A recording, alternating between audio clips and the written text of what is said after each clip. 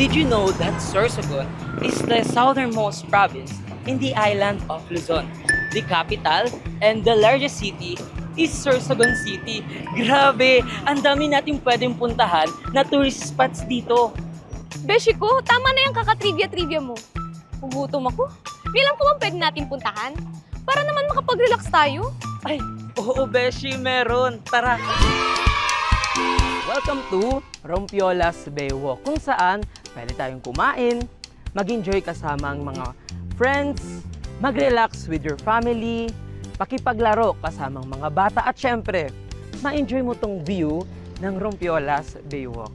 Ang dami naman palang pwedeng gawin. Pwedeng kasama ang barkada, pamilya, at mag-joyride sa haba ng lugar. At di lang yan, Beshi. Dahil sa dinarayo to ng mga tao, marami silang pwedeng pagpilian ng mga kainan sa paligid. Makagutom naman. Saan kaya tayo pwede kumain? Siyempre, dun tayo sa isa sa mga binabalik-balikan ng mga tao dahil sa masasarap nitong pagkain at yung specialty nilang halo-halo. Kaya tara! Welcome sa Kuya Boy Resto Grill, Sorsogon City. Kitang-kita mo na agad. Pangatlo mula sa kaliwa. They offer different cuisines, snacks, and refreshments.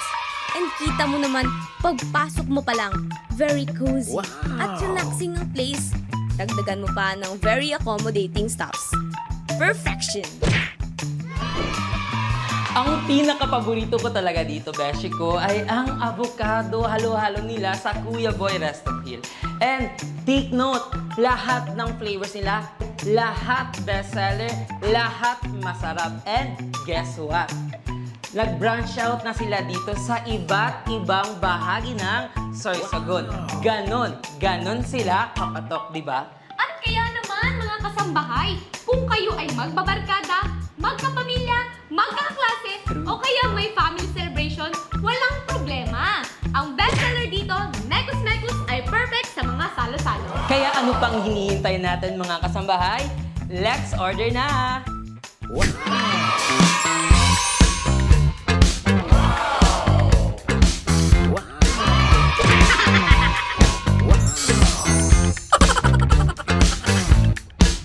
At unahin muna natin itong pansit gisado.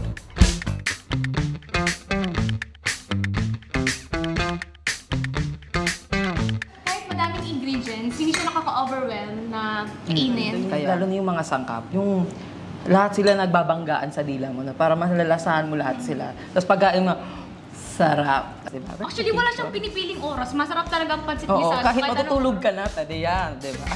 At di na kami makapaghintay sa ating next na titikman, no, yung bibimbap.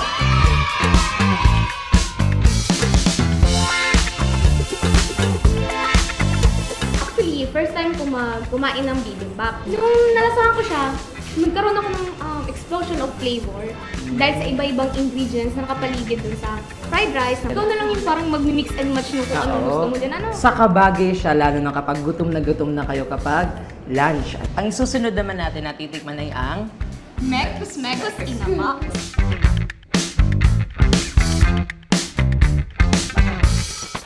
pwede siya for 3 to 4 person. So, pwede sa mga barkada, pwede siya sa family. Itong barbecue yung nalasahan ko, very tender. Hindi siya makunat. Mas pinakabagay siya sa sarap. Ito naman na liampo natin, actually bagay siya dito sa toyo, bagay siya din siya sa suka. Ating tikman naman ang pikat leaf.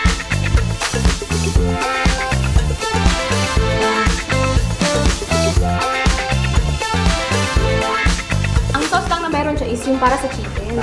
Tapos Para hindi masyadong mabigat yung oh, tapos ayan ang chicken.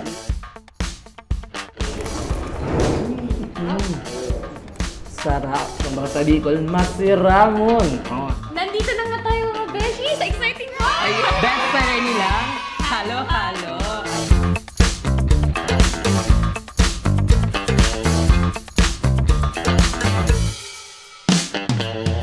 Sobrang creamy. Bisitahin po natin sila upang matikman nyo itong mga putahe na to, lalo na itong best seller natin na halo-halo. Pag natikman nyo to, uulit-ulitin nyo. At yan na nga ang ating tampok ngayong araw. ang Kuya Boy Resto Grill. At sana nag-enjoy kayo. At kung mahilig kayo sa mga masasarap na pagkain, Dapat lagi kayong updated! at samahan nyo kami sa aming susunod na Food Trip!